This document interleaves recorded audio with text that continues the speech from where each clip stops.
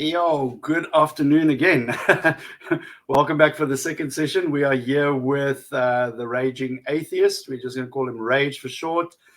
I've been following Rage, online for a while. I really love the content, so I said, let's have a quick chat with him and just find out, get to know the real Rage behind the scenes. Yeah, thanks Welcome, for man. having me on. Yeah, thanks for having me on, definitely.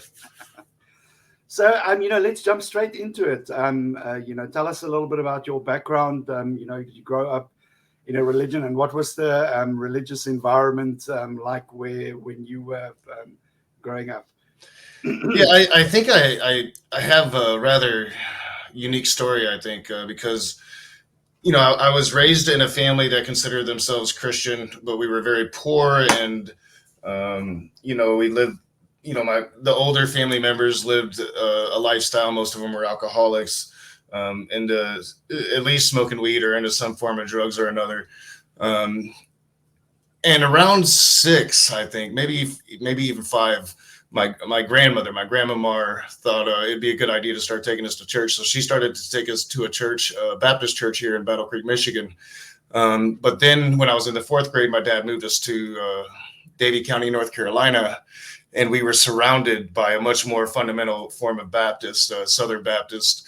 And I was raised in that environment from fourth grade all the way um, into my 20s. So, yeah, I was raised as a Southern Baptist, and I think my dad tried probably extra hard with it because he was one of those damn Yankees, and he was trying extra hard to kind of fit in. So I think I got the worst of it out of all of my Yeah. friends. So. Well, what's the distinction? What makes someone a Baptist as opposed to a vanilla flavored Christian? Yeah, well, there's a lot of doctrines involved, but mainly, it's a form of evangelicism, evangelical Christianity that really puts an emphasis on biblical literalism. Okay. So we grew up creationist, more so once I got into the Southern Baptist version of it all. But creationist, really, firebrand Baptist preaching to where, you know, um, maybe not as bad as like a Steven Anderson or an NIFB, but you definitely had those Leviticus verses coming out talking about, um, you know, um, the heterosexual dominant lifestyle and how, Yeah, yeah. so that type of mentality. But mainly what I remember mostly is just like the biblical literalism of it all. Right. But at this point, it's been a really long time. Yeah, until they pull out the shrimp for cooking the Yeah. shrimp, then the Bible goes out the back door. Oh yeah, yeah. One of my first crises was going to a museum here and learning about dinosaurs and the ages of the dinosaurs. And I'm like, wait a minute, wait a minute, wait a minute. Dinosaurs totally lived with man. What are you talking about? So yeah, that was one of my first crises as a young man, as a young child. Yeah. Yeah, I can never get the Flintstones. It's especially we don't really have that young Earth creationist flavor of a Christian here, and if we do encounter them, they're very few and far between. So it always fascinates me how you find a lot of these 6,000 years ago, God said poof, and then it was mud man, rib woman, and the talking Mm. snake and the dinosaurs and everything all together. It's fascinating. Yeah, yeah, it's crazy. And back then it wasn't so much. I'm sure Kent Hovind was probably around doing his thing. Yeah, I should probably turn off Facebook. It's my birthday, so Facebook is really busy. Oh, happy birthday, man. Yeah, thank you, thank you. Yeah, but I think that you probably had some of your Kent Hovins running around. Probably Kent Hovind himself back then, but more. What I remember was they used to deny. That they would say that the dinosaur bones in museums are a hoax and blah blah blah blah blah blah blah. So that kind of evolved, and now they're more attacking the science of evolution than I Mm, remember them doing so back then.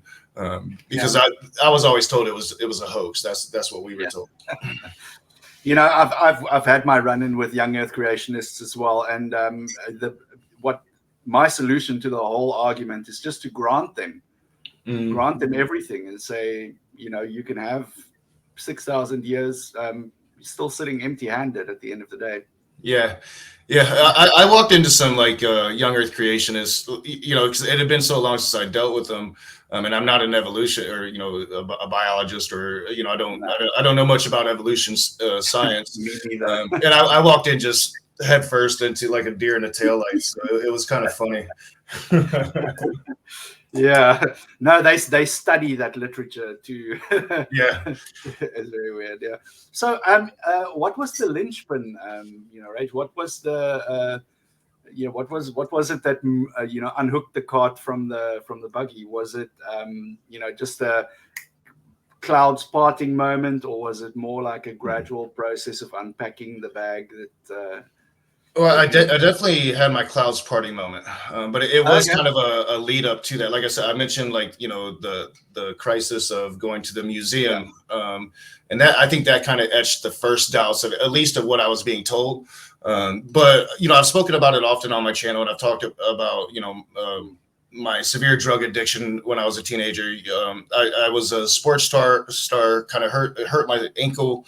And the Tommy John surgery at the time was like super new and nobody knew if it would actually work. My dad didn't want to pay money for surgery that might not work. So my sports career was over in the 11th grade. And I went from the prescriptions the doctors were prescribing me to buying drugs on the streets. And I got pretty addicted. And I ended up going to prison when I was 18 years old. And it was in prison that I had my clouds party moment. It was, you know, the lead up to that, you know, I knew I was sinking deeper and deeper into despair, and God wasn't answering my prayers. I was praying, pleading for God to take this away from me, to make me the Christian I need to be, and he just never did. But once I got to prison, one day I looked around one day and I just stopped and I realized that I am surrounded by a bunch of people that believe in God, and these are some of the worst human beings on the planet. And that was the clouds party moment. I was like, yep, I'm done with Christianity. I don't need it. And I started looking for other things. Yeah, it's actually ironic that that you mentioned that, because it's usually the other way around. You know, people people find religion in prison. They don't lose it. I saw that firsthand. Yeah, you know, the worst people coming in feeling remorseful. I mean, when you get to a place like prison, you have a lot of time to think and reflect on everything that led you there. And yeah, they'll tend to find religion in those moments. And for me, it just drove me away. I did, but it didn't drive me immediately into atheism. I saw, you know, I looked into Taoism. I looked into Buddhism. I settled on Native American spirituality just because of my own cultural background, and that fulfilled that void for a few years. But eventually, I just worked it out in my head. Like, all of this is really illogical, irrational, and there's no reason to believe it. Exactly. That's interesting. Yeah, no, I also had the same journey, you know. But that's a funny thing, is like you always feel like there's a, you know, it's almost like somebody takes, excuse me, it's almost like somebody takes a toy away from you, you know. And you know, you feel like there has to be something else that you need to play with, you know, and then eventually it just settles into this like, and I'm too old to play with stuff, you know. Yeah, and I think that's just kind of within, you know, our human nature. You know, I look at the numbers a lot, and a lot of people that do become a quote unquote nun, at least here in America, is what I really looked at. I haven't looked at it on a worldwide level, but it'd be interesting to do so. But a lot of the people, it's like a transition period. You know, a lot of people will land like I do and just be a staunch atheist for 20 years now. A lot of people will use that to kind of move on. I knew a lot of atheists when I started doing YouTube that are like polytheists now, or they're Buddhists now, or they found some other religion to where, and I think they mainly probably practice in a non-theistic type of way, but they still found something. And I think it's human nature. Yeah, no, I agree. Was there a specific person or an organization that were influential in your deconversion, or was it just like a complete inside job?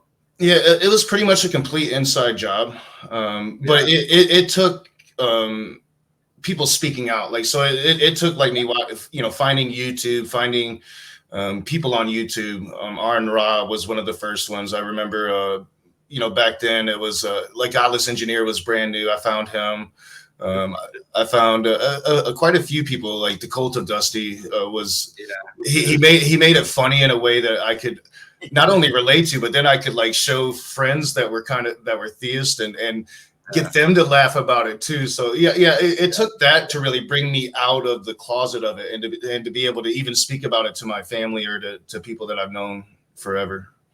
Yeah, that's insane. Yeah, it's weird, it's when I don't know if it was the same for you, but like when I finally decided to ditch religion, I felt very alone. It was because religion had this side effect of creating a community of people around me that were part of the in group. So as soon as I ditched it, I felt like I was out there in the cold, and so I immediately started looking for like new groups of people, and it's I think the internet at the end of the day is going to be the death of religion, because people aren't isolated anymore. I totally agree. I was isolated. Well, I've kind of isolated myself, but like I said, I stayed in that closet for so long that when I came out of it, I did. I lost pretty much all of my family. None of them can understand it, and there's been blow-ups, especially when I was really going through my Raging Atheist phase when I first started the channel. That there was a lot of blow-ups with the family that I was isolated, and I truly think if I didn't have this online community, just people that understand what I'm going through, that's been there, that it would have been a lot harder to kind of get through it all, because it does become, we're so few and far between, and there's so few like community. You're not going to find Austin, Texas in very many places. So it does become a very lonely thing sometimes. And it's something that I think that they kind of utilize against us and wish for. And they like that isolation that we experience. Yeah.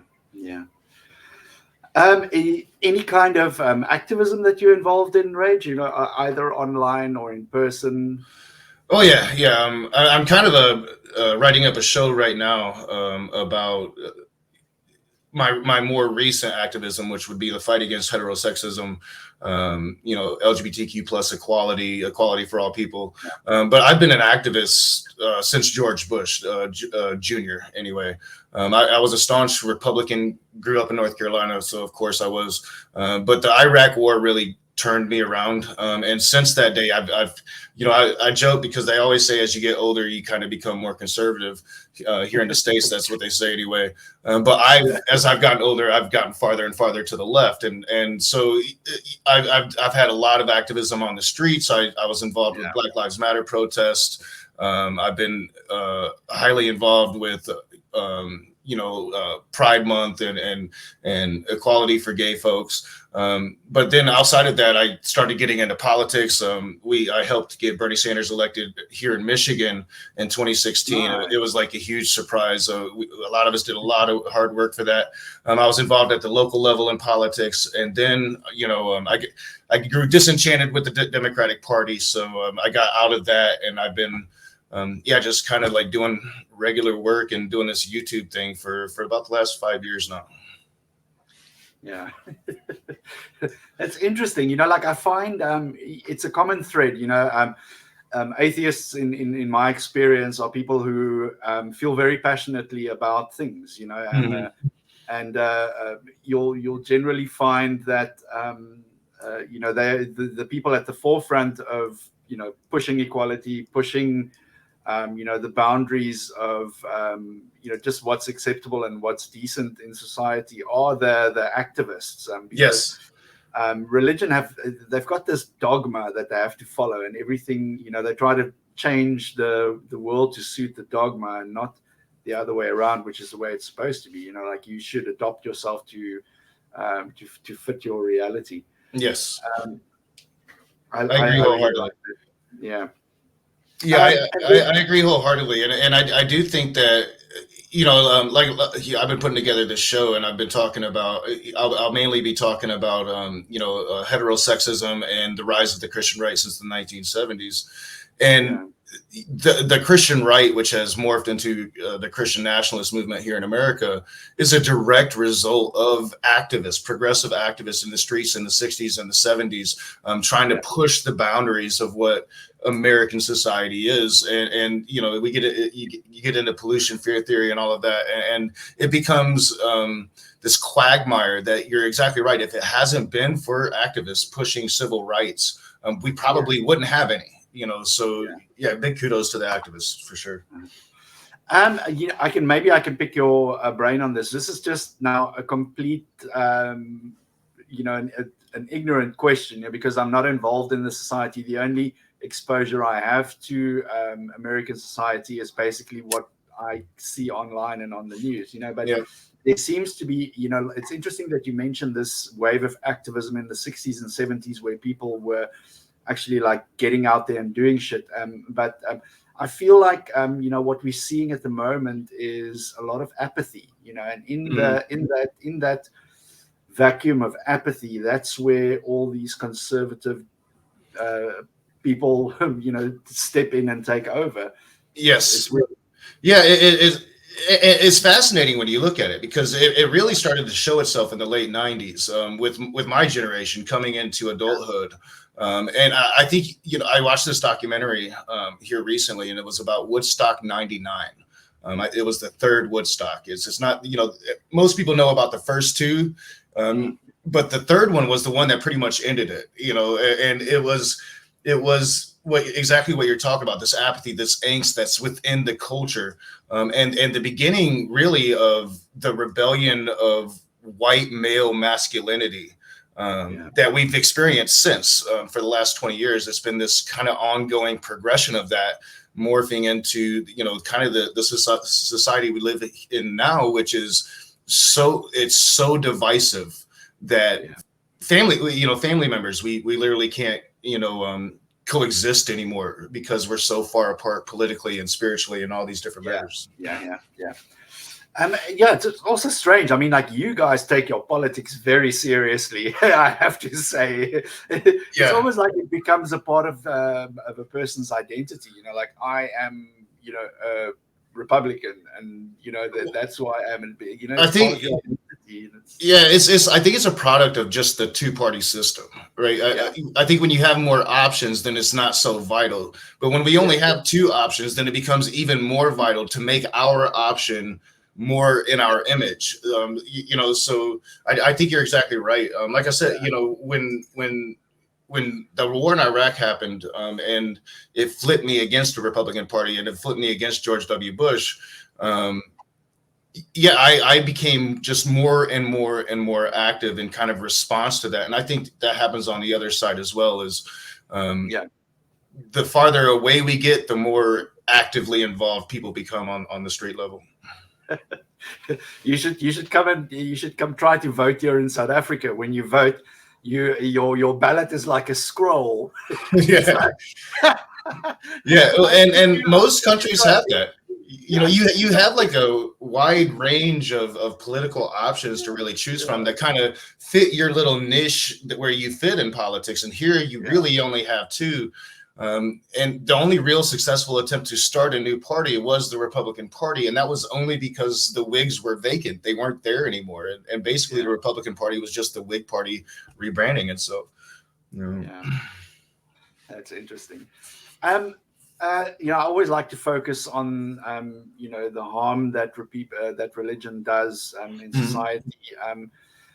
You know, people say, like, why are you so doomy and gloomy? It's because, you know, people are generally very quick to gloss over the harm that religion does. And, you know, especially, you know, I invite anybody who says it's, you know, gentle Jesus, meek and mild, and you know, it's clouds, religion of love, the religion of peace. And I invite you to come to Africa and to see what that religion has done to our people. You know, and I mean, you know, in your environment, you know, I'm sure you can also think of a couple of harmful things.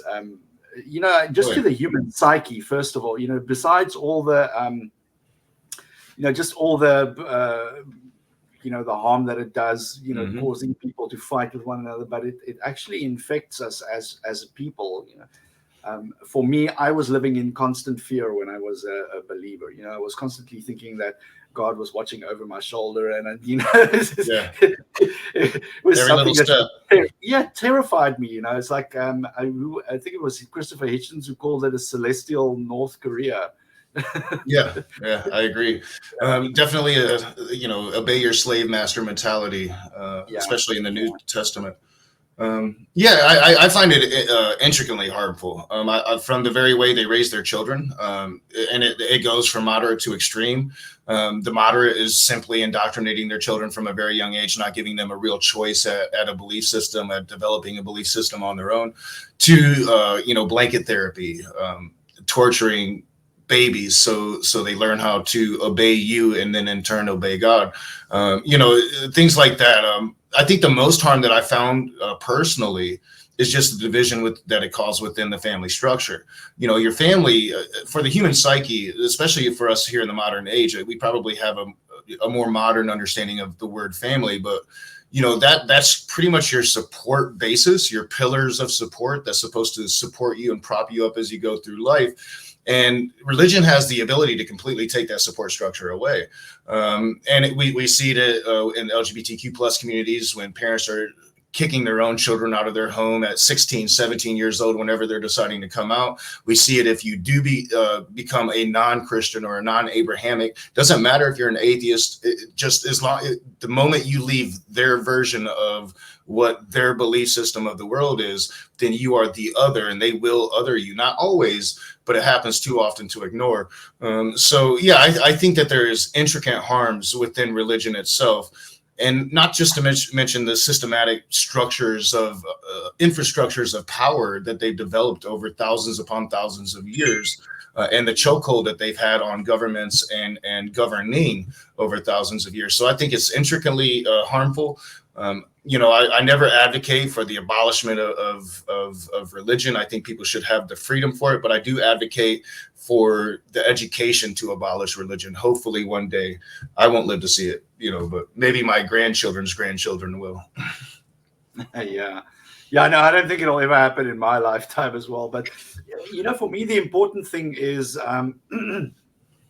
religion has had its time. It's we live in an age now where there is no need for it. When we were still living on the savannah, we had to know that the rustling in the grass. If you don't think it's a lion, you don't survive. And Yep. the same thing is we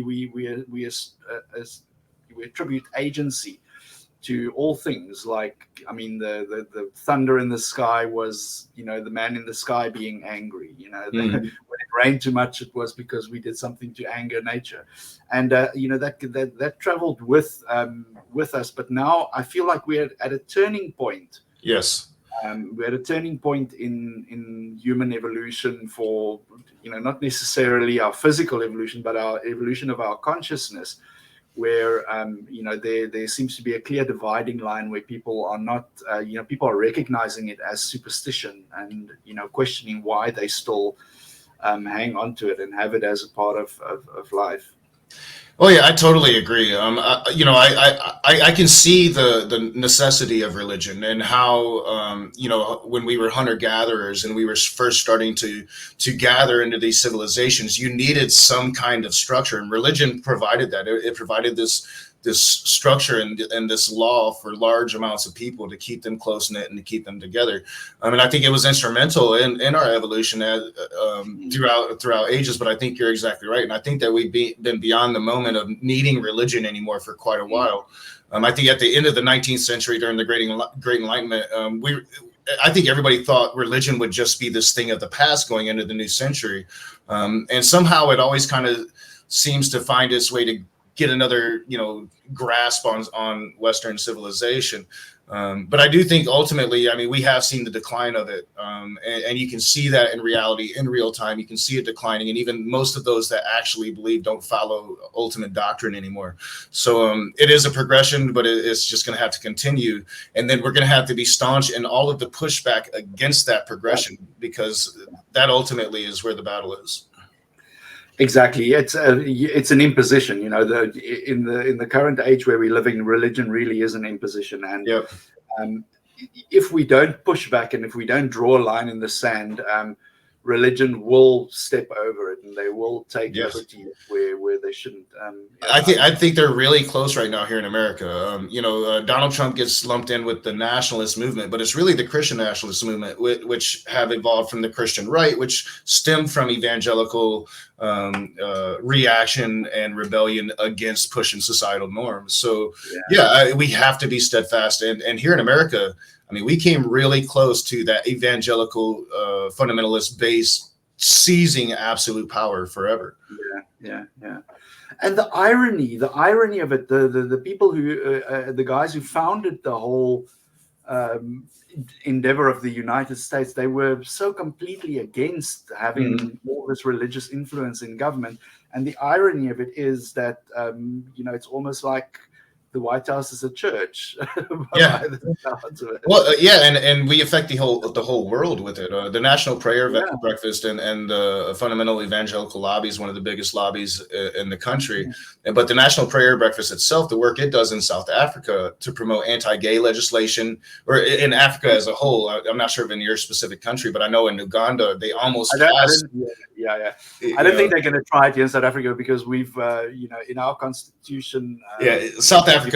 I'm thinking of southern continent, not the country. No. I mean, like you just go up, you go north 1 or 2 countries, and it's deep and dark. They deny their connections to what they're doing in some of these countries, but the connections really can't be denied. They have their hands directly involved in it. It's kind of like this. They see it as these testing grounds for what might be possible in America one day. Yeah. No, I agree. A little bit of introspection, Rage. If you could speak to young Rage, and knowing what you know now, a couple of words of advice, just to kickstart this journey of being a little bit more critical and skeptical. The big one would be to expect the unexpected, to never be surprised by the reactions they're going to have to you. I did that.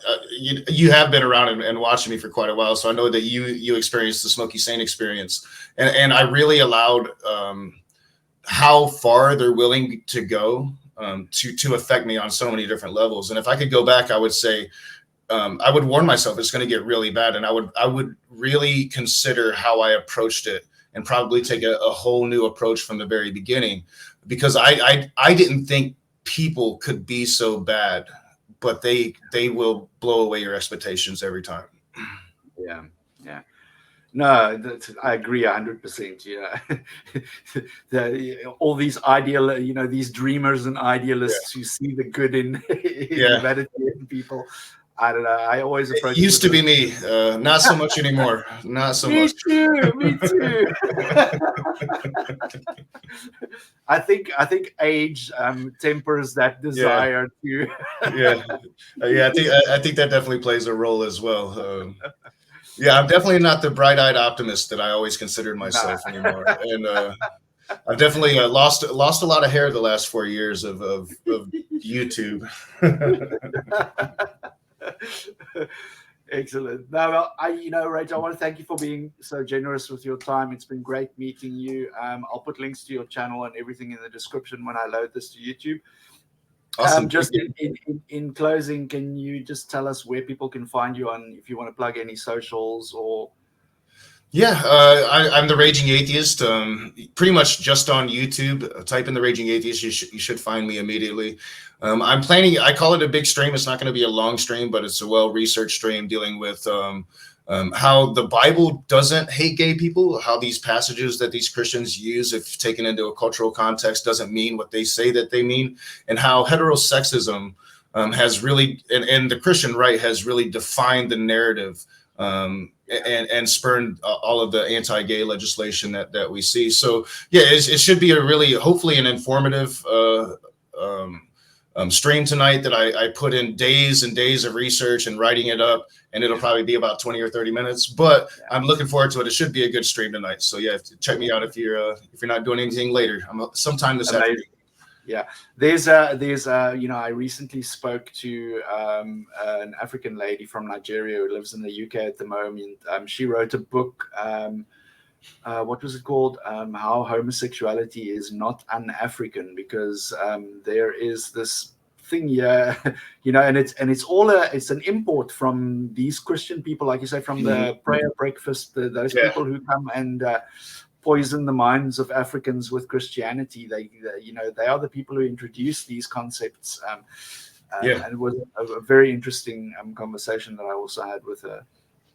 But thank you so much for joining us. Rach, like I said, I'll plug everything in the description when I upload this. And thanks for having me on. This was a wonderful conversation.